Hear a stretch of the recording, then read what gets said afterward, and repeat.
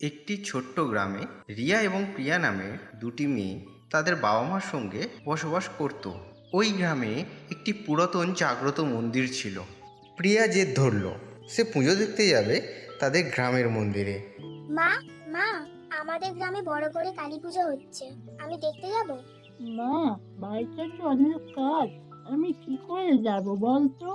না না মা, আমি আজকেই যাব। আজকে মন্দিরে তো কত আনন্দ হবে।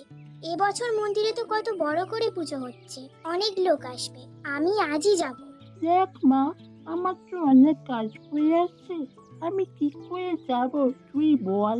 তোর বাবার কাছে একবার গিয়ে জিজ্ঞাসা কর সে যেতে পারবে কিনা।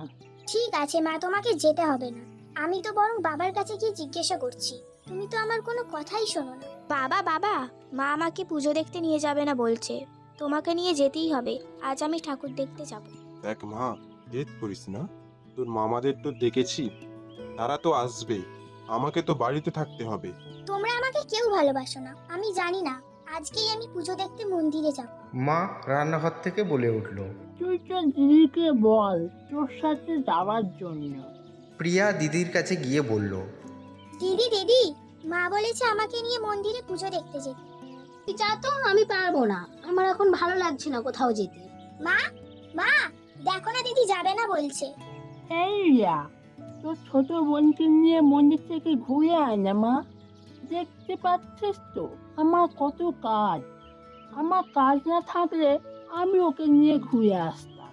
উফ, আমার হয়েছে যত জ্বালা। ঠিক আছে চ, আমরা তাহলে আসছি মা। ঠিক আছে মা, সাবধানে যাবি তোরা, সন্ধ্যার আগে বাড়ি ফিরে আস। এই বলে রিয়া ও প্রিয়া রাস্তা দিয়ে যেতে থাকে।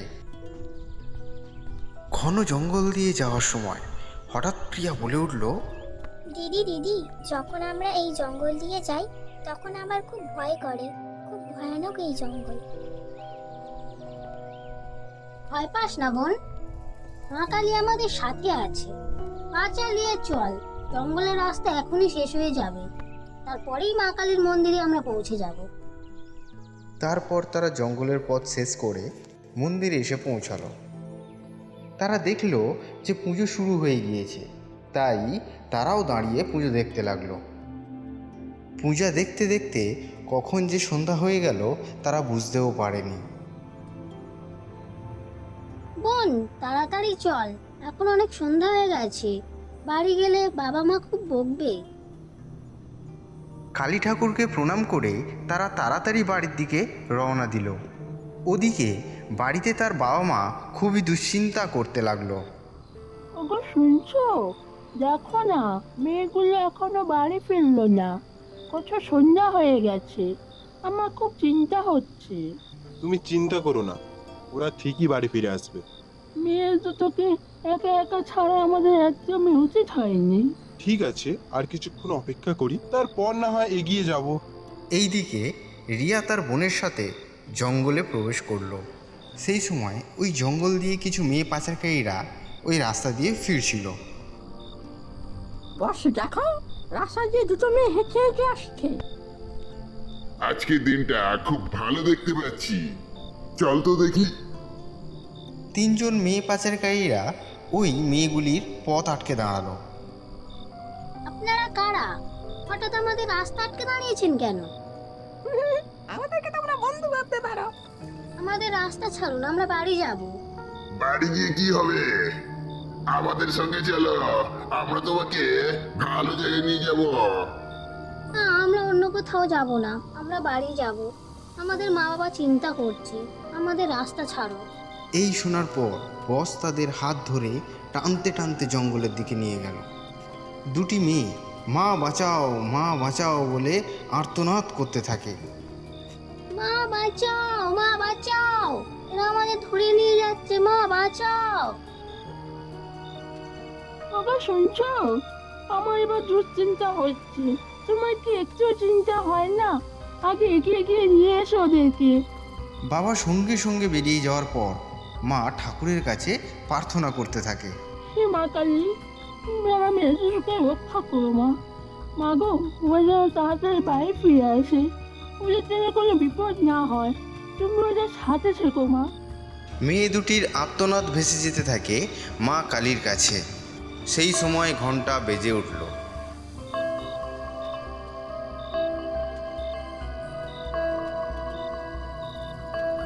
আকাশে বজ্রপাত হতে লাগলো।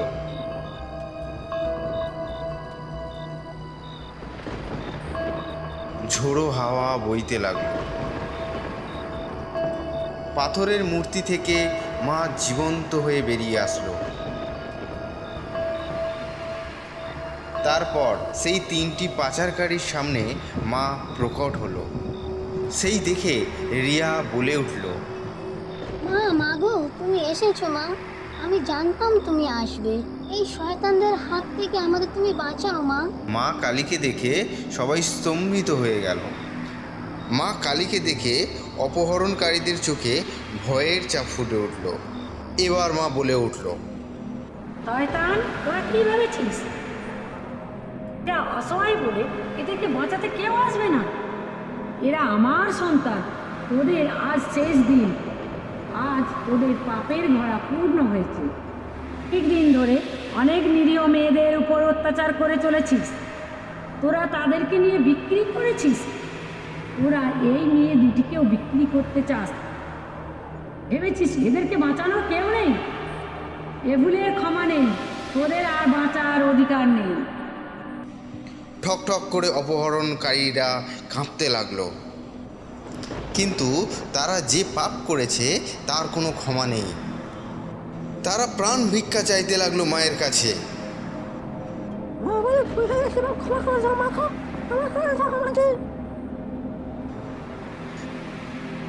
মাতার ত্রিনয়ন খুলে পাপীদের ধ্বংস করে দিল।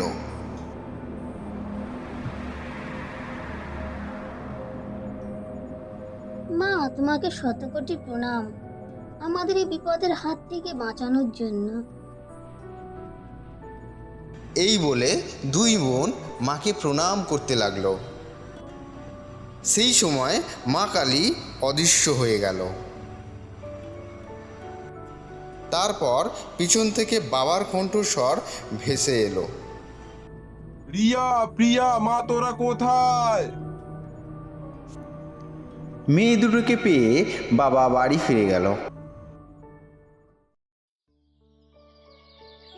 রামু এবং তার স্ত্রী একটি গ্রামে দরিদ্রতার সাথে বাস করত। অনেক বছর ধরে তাদের সন্তান না হওয়ার জন্য তারা সবসময় দুশ্চিন্তায় থাকতো এবং ভগবানের কাছে প্রার্থনা করত। একদিন রামুর স্ত্রী রামুকে ডেকে বলল, ও শুনছো, এবছর কার্তিক পুজো করলে কেমন হয়? দেখো গেন্নি, আমাদের তো নুন আনতে পান্তা ফুরায়, তার উপরে কার্তিক পূজা কি করে করবো বলো তো? আমি তো বুঝতে পারছি, কিন্তু কি করব বলো, মনটা তো আর মানছে না। অনেক কিছুই তো করলাম, কিছুতেই তো কিছু হলো না। শেষ চেষ্টা একবার করেই দেখি। আচ্ছা ঠিক আছে, তাহলে বাবুর সঙ্গে কথা বলে দেখি, যদি কিছু টাকা অগ্রিম দেয়। পরদিন সকালে রামু বাবুর কাছে গিয়ে পৌঁছালো। বাবু বাবু, কিছু টাকা অগ্রিম পেলে খুব ভালো হতো। না না, এখন টাকা টাকা কিছুই হবে না। কিছুদিন আগেই তো তোকে টাকা দিলাম। এখন মন দিয়ে কাজ কর, টাকার কথা পরে হবে। এই কথা শোনার পর রামু মন খারাপ করে বাড়ির দিকে ফিরে আসতে থাকে। আস্তে আস্তে সে বলল, হে ভগবান, আমি কি তোমায় পুজো করতে পারবো না? তুমি কি তাহলে আমাদের বাড়ি আসবে না? এই কথা ভেসে যেতে থাকে কার্তিক ঠাকুরের কাছে। আমি চাই না আমার পুজোর সময় কেউ কষ্টে থাকুক। তুই আমাকে এত ভালোবাসা দিয়ে ডাকছিস, আমি কি না গিয়ে থাকতে পারি? এই কথা বলে মূর্তি রূপে কার্তিক ঠাকুর রামুর সামনে এসে দাঁড়ালো। রামু যেতে যেতে সামনে থাকা মূর্তিটিকে দেখতে পেল। এখানে কে কার্তিক ঠাকুর ফেলে গেল? তাহলে কি ভগবান নিজেই আমাদের বাড়ি আসতে চলেছে? তাই হবে হয়তো। যাই হোক, কার্তিক ঠাকুরকে নিয়ে বাড়ি চলে যাই। এই বলে সে কার্তিক ঠাকুরকে বাড়ি নিয়ে চলে গেল।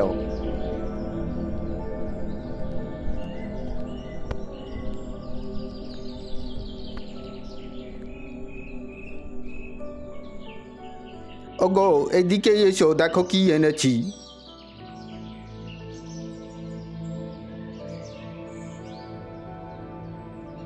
বাহ, কার্তিক ঠাকুর তো খুব সুন্দর দেখতে। এবছর তাহলে কার্তিক পুজো হবে আমাদের।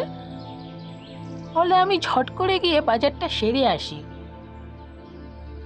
এই বলে রামুশ্রী বাজারের উদ্দেশ্যে বাড়ি থেকে বের হলো। অপরদিকে রামু পুজোর বাকি জোগাড় করা শুরু করলো। এইদিকে রামুর স্ত্রীর বাজার করে ফিরতে ফিরতে সন্ধ্যা হয়ে গেল। বাড়ির সামনে তালতলার পেতনি এই সমস্ত ঘটনাগুলি লক্ষ্য করছিল। কি, তোরা কার্তিক পুজো করবি?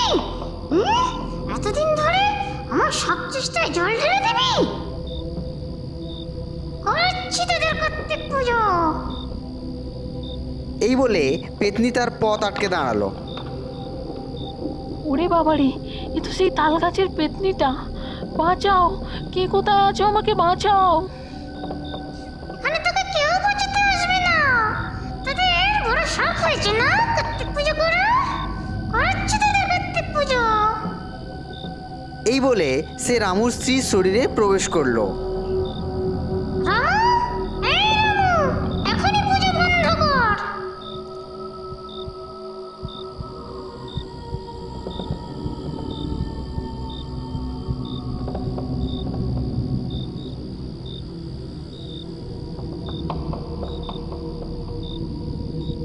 কি হয়েছে বউ, তুমি এমন করছো কেন?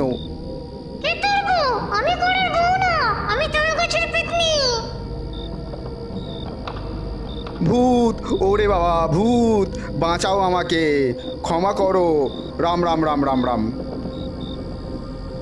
রামু, তুই কার্তিক পুজো বন্ধ কর আগে। না, আমি অনেক কষ্ট করেছি, এ পুজো আমি বন্ধ করতে পারবো না। তুমি আমাকে মেরে ফেললেও এ পুজো বন্ধ করবো না। তুই করবি না পুজো বন্ধ? করবি না তাহলে আমি তোর গলা টিপে এক্ষুনি রক্ত খাবো। এই বলে পেতনির হাতটি রামুর দিকে এগিয়ে যেতে থাকে। যখন রামুর গলা ধরতে যাবে ঠিক সেই সময় একটি ছোট্ট আলো এসে পেতনির হাতটি জ্বালিয়ে দিল। আমার গায়ে হাত জ্বালিয়ে দিচ্ছিস? কে তুই? কে রে তুই শয়তান? আমার হাত জ্বালিয়ে দিলি? এত বড় সাহস কার? কে তুই? আমার সামনে আয় দেখি, কার এত বড় সাহস? হঠাৎ একটি ছোট্ট আলো থেকে কার্তিক ঠাকুর প্রকট হলো। তুই এই কাজ কেন করেছিস? তুই এদের সন্তানকে কেন আটকে রেখেছিস? তোর জন্য এদের সন্তান হচ্ছে না। আমার সন্তান হয়নি বলে আমার স্বামী আমাকে মেরে ফেলেছিল, তাই আমি এদেরও সন্তান হতে দেব না। তোর সন্তান হয়নি বলে তুই অন্যদের ক্ষতি করবি? আমি থাকতে এটা হতে পারে না। যা, তোকে আজ মুক্ত করে দিলাম।